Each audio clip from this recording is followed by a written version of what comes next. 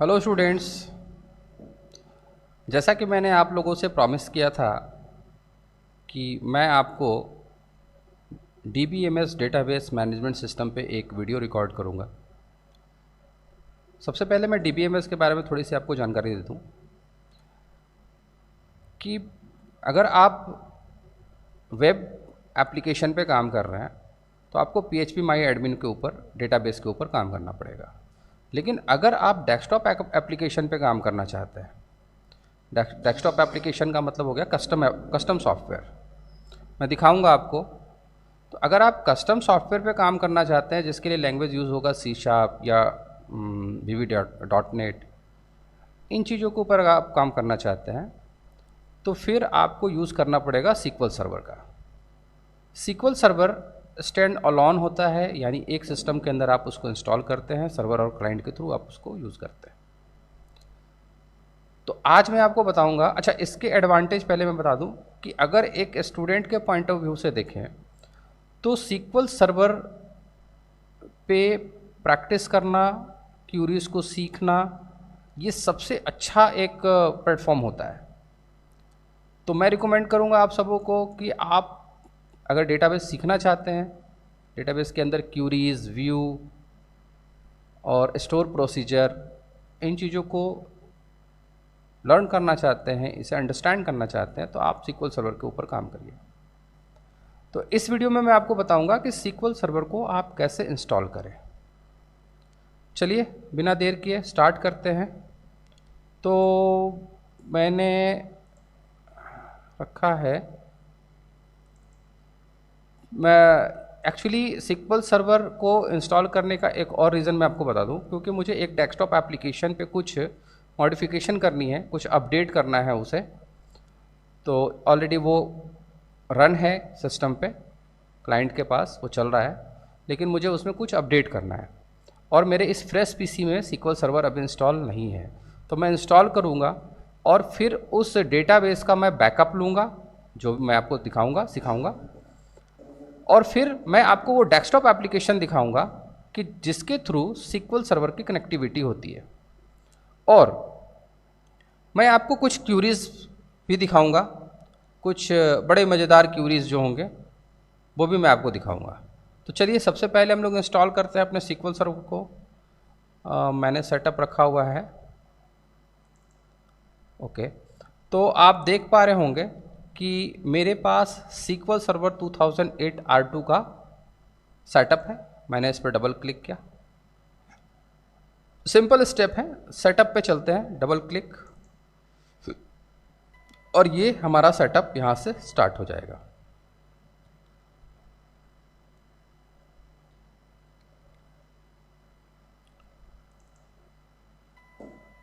Yes, तो SQL server का setup start हो चुका है। कुछ टाइम टेकिंग होता है। एक्चुअली ये सॉफ्टवेयर का अगर आप देखें तो साइज अप्रॉक्स 7 GB के आसपास होता है। चलिए, इसके बाद हम लोग जैसे ये सेटअप स्टार्ट हुआ तो हमें कहाँ जाना है? हमें जाना है प्लानिंग में नहीं, इंस्टॉलेशन में। इंस्टॉलेशन में आने के बाद आपको कहना है न्यू इंस्टॉलेशन और add feature to an existing installation. मैं जो यूज़ कर रहा हूँ SQL सर्वर का R2 वर्जन यूज़ कर रहा हूँ, क्योंकि ये जो वर्जन है ये इसका लाइसेंस है मेरे पास, ये पेड वर्जन है। तो मैंने कहा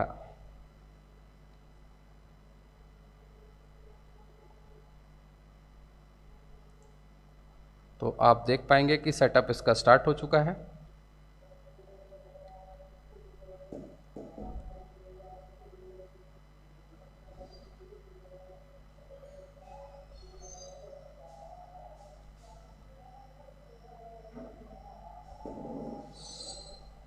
ओके, अब यहाँ पे एक चीज़ फोकस करनी है आपको कि ऑपरेशन कंप्लीट कहाँ पे, हम लोग सेटअप सपोर्ट रूल्स में।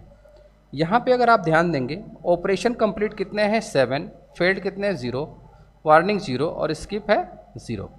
अगर कोई ऑपरेशन फेल्ड होता है तो आपको ओके का बटन इनेबल नहीं आएगा, ये याद रखिएगा।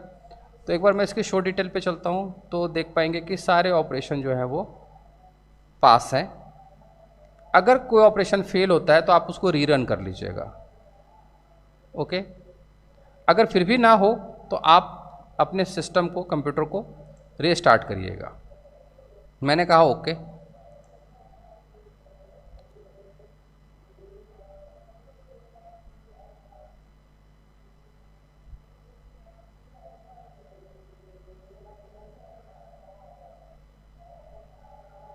कुछ टाइम टेकिंग है, ये कुछ टाइम लेगा।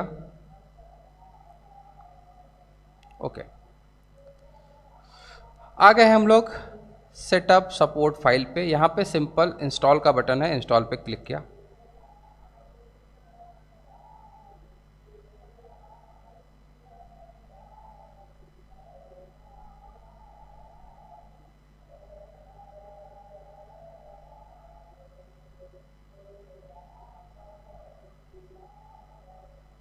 ओके, सेटअप कंटिन्यू है। यहाँ तक तो कोई इशू नहीं आएगा आप लोगों को, क्योंकि ये सिंपल स्टेप थे। जैसे आप और कोई सॉफ्टवेयर यूज़ करते हो, इंस्टॉल करते हो, लाइक ऑफिस या और कुछ, तो सिंपल स्टेप जो होते हैं वही था। पर अब कुछ ट्रिकी पार्ट स्टार्ट होंगे, कुछ स्पेशल कॉन्फ़िगरेशन स्टार्ट होंगी, उनको बड़े ध्यान से समझना है। ओके, यहाँ पर भी सभी पास है, कोई भी फेल नहीं है। वार्निंग एक 0 आ रहा है विंडो फायरवेल का, कोई इशू नहीं है। नेक्स्ट करते हैं। ओके, तो ये प्रोडक्ट की आ गया हमारा ऑटोमेटिक। मैंने कहा नेक्स्ट। यहाँ पे accept the licence term and next. अब यहाँ पे क्या करना है, ध्यान से समझिएगा। अब कुछ स्पेशल कॉन्फ़िगरेशन इसके स्टार्ट हो रही है। एसक्यूएल सर्वर फीचर इंस्टॉलेशन, ठीक है। यहाँ पे है ऑल फीचर विद डिटेल। तो अगर ये ले लेते हैं तो सारे फीचर ऐड हो जाएंगे। इसमें हम कुछ कस्टमाइज़ कर लेंगे, क्योंकि ये बहुत ज़्यादा हैवी हो जाएगा, पीसी आपका बहुत स्लो हो जाएगा अगर सारे फीचर को इंस्टॉल कर लेते हैं तो। इसलिए हम लोग कुछ सेलेक्टेड फीचर को इंस्टॉल करेंगे जिसकी रिक्वायरमेंट हमें होगी। देखते हैं, मैं इन डिटेल करने की कोशिश करूँगा। नेक्स्ट करते हैं। ओके, अब इसमें हमारी रिक्वायरमेंट के कौन कौन से फीचर हैं। सबसे पहले हमें चाहिए डेटाबेस इंजन सर्विस। उसके बाद एसक्यूएल सर्वर रिफ्लेक्शन को भी ले लेते हैं।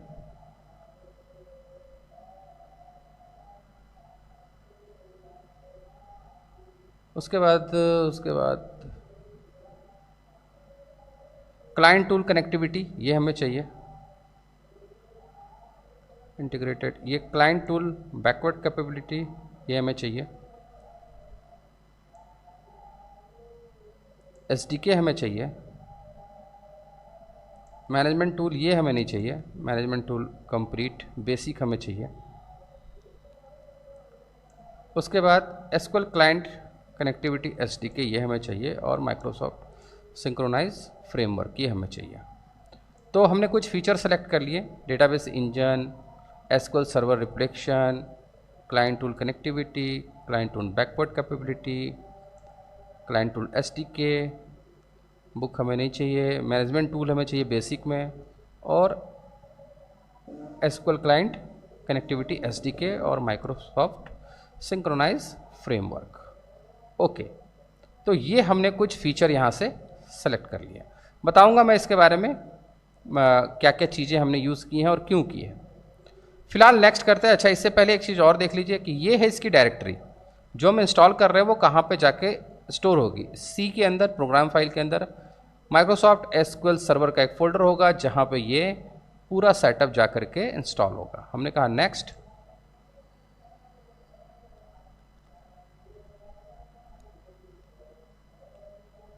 ओके, ये हमें वेट के लिए कह रहा है।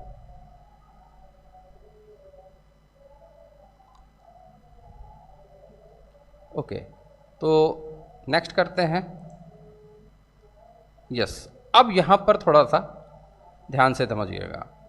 ये क्या है, डिफ़ॉल्ट इंस्टेंस। अगर डिफ़ॉल्ट इंस्टेंस आप लेंगे तो इंस्टेंस की आईडी आ जाएगी, ये आपके सर्वर का नेम होगा, ठीक है। अगर आप सर्वर का नेम देना चाहते हैं तो नेम सर्वर, मैंने कहा कि मेरे सर्वर का नेम होगा Arvind_1। आप कोई भी सर्वर का नाम दे सकते हैं, ठीक है। तो ये इस डायरेक्टरी के अंदर ये सर्वर हमारा इंस्टॉल होने जा रहा है। ओके, ठीक है, मैंने इंस्टेंस का नाम दे दिया। मैं इसको कैपिटल कर देता हूँ, ठीक है। ये इंस्टेंस का नेम हो गया, उसकी आईडी हो गई, और ये यहाँ पे इस पाथ पे जाकर के ये स्टोर हो रहा है। ओके, अगर हम चाहें तो इस पाथ को चेंज कर सकते हैं कि जी हमारा सर्वर जो है वो कहीं और स्टोर हो, जैसा सी ड्राइव में ना हो करके, क्योंकि कभी कभी क्या होता है वायरस आ गया तो आपको फॉर्मेट करना पड़ेगा। उस केस में आपका सर्वर जो है वो इंस्टेंस जो है वो डिलीट हो सकता है। तो हम इसके पाथ को चेंज कर सकते हैं। मैं इस केस में अभी नहीं कर रहा हूँ। मैंने कहा सिंपल नेक्स्ट।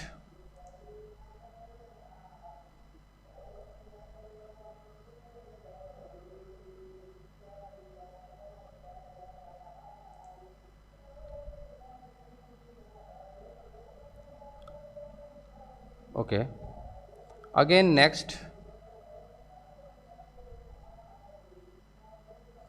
अच्छा, अब यहां पे थोड़ी सी चीजों को आप समझिएगा। सिक्वल सर्वर एजेंट, इसे हम कहते हैं मैनुअल। सबसे पहले हम इसको सेट कर देते हैं नेटवर्क पे, ठीक है। नेटवर्क पे सेट करने के पीछे क्या रीज़न होगा ये भी मैं आपको बताऊंगा। फिलहाल and authority network, SQL server database engine, इसे भी हम नेटवर्क पे सेट करेंगे। और सिक्वल सर्वर ब्राउज़र ये लोकल रहेगा, पासवर्ड कोई नहीं होगा। Database engine automatic, SQL server browser automatic. और ये जो एजेंट है इसे हम मैनुअल रखते हैं, क्योंकि एजेंट को हम कभी भी चलाएंगे, रन करेंगे, ठीक है। तो ये कुछ सेटिंग्स हैं, याद रखिएगा। आप इसको नेटवर्क सर्विस पे डालेंगे। क्यों डालेंगे, इसके पीछे क्या रीज़न होगा मैं आपको बताऊंगा, एक्सप्लेन करूंगा जब मैं चीज़ों को दिखाऊंगा आपको। ये मैनुअल रखेगा, इसे ऑटोमेटिक और इसे ऑटोमेटिक। कॉलेशन पे आता है। ओके, ये इसका लैंग्वेज होगा, ठीक है, लैटिन जनरल CISA। इससे हमें कुछ करने की ज़रूरत नहीं है। मैंने कहा नेक्स्ट। एक बार फिर से आ जाते हैं सर्विस की सर्विस अकाउंट पे। नेक्स्ट। अच्छा, अब ये बड़ा इंपॉर्टेंट पार्ट आ गया, बहुत इंपॉर्टेंट पार्ट है। सबसे पहले डेटा की डायरेक्टरी हम सेट करेंगे कि जो डेटाबेस हम बनाएंगे उसके लिए, सॉरी, अकाउंट हमें सबसे पहले देना है। विंडो ऑथेंटिकेशन मोड, यहाँ पे क्या है, सबसे पहले आप क्या करोगे, विंडो ऑथेंटिकेशन मोड में आकर के आपको ऐड करंट यूज़र पहले करना है। तो करंट यूज़र मतलब जो आपके सिस्टम का यूज़र होगा। तो ये मेरे सिस्टम का यूज़र नेम है, डेस्कटॉप ये नाम हो गया, और ये राज मेरे सिस्टम का यूज़र नेम है। तो सबसे पहले आपको ये सिलेक्ट करना होगा। यहाँ पे एक चीज़ और है, mix mode, SQL server authentication and window authentication. इसमें हम क्या कर सकते हैं, ऐसे बोले तो सर्वर ऑथेंटिकेशन और विंडो ऑथेंटिकेशन, ये दोनों काम कर सकते हैं। और यहाँ पे हम पासवर्ड मिक्स मोड में काम, पर मैं आपको इसको आगे जाके एक्सप्लेन बताऊंगा कि मैंने क्या किया है। अभी सिंपल विंडो ऑथेंटिकेशन मोड से मैं लॉगिन करूँगा, मतलब कोई भी पासवर्ड नहीं होगा। मैं आगे जाऊँगा और वहाँ पे मैं अपना यूज़र बनाऊँगा और फिर पासवर्ड यूज़ करूँगा। तो फिलहाल मैंने क्या किया है, विंडो ऑथेंटिकेशन मोड के साथ करंट यूज़र लेकर के मैं इसकी डायरेक्टरी सेट करता हूँ कि जब ये डेटाबेस बने इस सर्वर पे तो उस डेटाबेस की डायरेक्टरी क्या हो, उसके लॉग फाइल की डायरेक्टरी क्या हो, TempDB क्या हो और बैकअप क्या हो। तो इसके लिए मैं सेट करता हूं, मैं इसके लिए कर देता हूं, ये बड़ा इंपॉर्टेंट होगा। इसको आप C में कभी नहीं रखेंगे, आप इसको हमेशा किसी ऐसे ड्राइव में रखेंगे जहां से डेटा इरेज ना हो, डिलीट ना हो। तो मैंने यहाँ पे एक न्यू फोल्डर बना लिया E के अंदर, और इसको मैंने कहा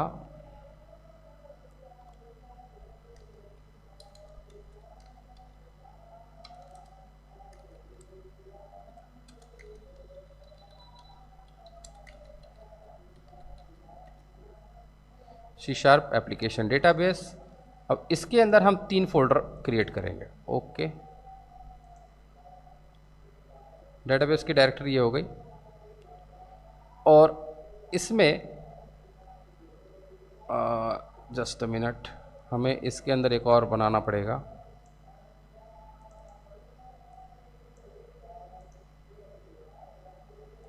यहाँ से ऐड न्यू फोल्डर, उसके अंदर एक और नया फोल्डर बनाया हमने, डेटाबेस। एक और फोल्डर बनाएंगे, सॉरी ये गड़बड़ हो गया, इसे हम डिलीट कर देते हैं। इसके अंदर सी शार्प एप्लीकेशन के अंदर एक बनाया डेटाबेस, एक और हम बनाते हैं फोल्डर, इसको हम देते हैं टैम्प, और इसी में एक और फोल्डर बनाते हैं, या पहले भी कर सकते हैं बैकअप। ठीक है, तो होगा क्या कि जो डेटाबेस हम बनाएंगे वो यहाँ स्टोर होगा, अगर हम डेटाबेस का बैकअप लेंगे तो यहाँ जाएगा, और जो भी डेटाबेस होगी उसकी टैम्प फाइल यहाँ आएगी। ठीक हो गया, तो ये 3 हमने फोल्डर बना लिए। सबसे पहले हम इसको सिलेक्ट कर लेते हैं कि डेटाबेस की डायरेक्टरी ये होगी। ओके, उसके बाद टैम्प डीबी, टैम्प के लिए भी सिलेक्ट कर लेते हैं, ई फोल्डर के अंदर सी शार्प टैम्प डीबी ये हो गया। उसके बाद बैकअप की डायरेक्टरी सेट कर लेते हैं, तो बैकअप की डायरेक्टरी हमारी ये होगी। ओके, तो हमने क्या किया, यहाँ पे हमने पाथ सेट कर दिया, फाइल स्ट्रीम में हमें जाने की ज़रूरत नहीं है, और हमने यहाँ पे कहा है सिंपल विंडो ऑथेंटिकेशन मोड, और हमने यहाँ से करंट यूज़र को ऐड कर लिया है। Simple, next and next.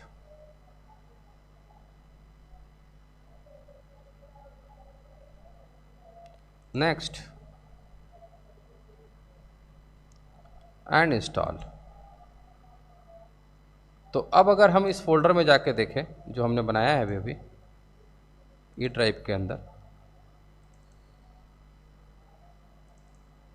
Blank, backup blank and temp भी ब्लैंक, तीनों ही ब्लैंक है। अच्छा, एक चीज़ और मैं आपको दिखा दूं कि जो हमने बनाया था इंस्टेंस हमने कहाँ पे रखा है।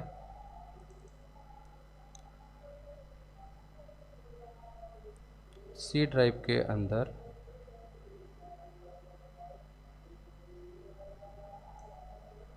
माइक्रोसॉफ्ट सिक्वल सर्वर, और ये 100, ये जो आ रहा है, नहीं अभी ये नहीं, अभी इंस्टेंस इंस्टॉल हो रहा होगा,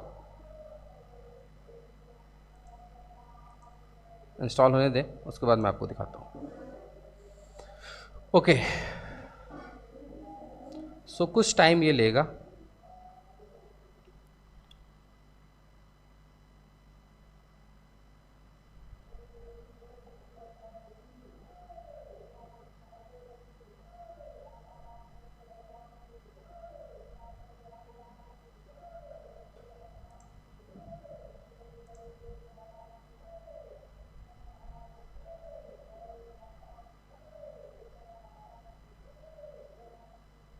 जब तक ये सेटअप चल रहा है,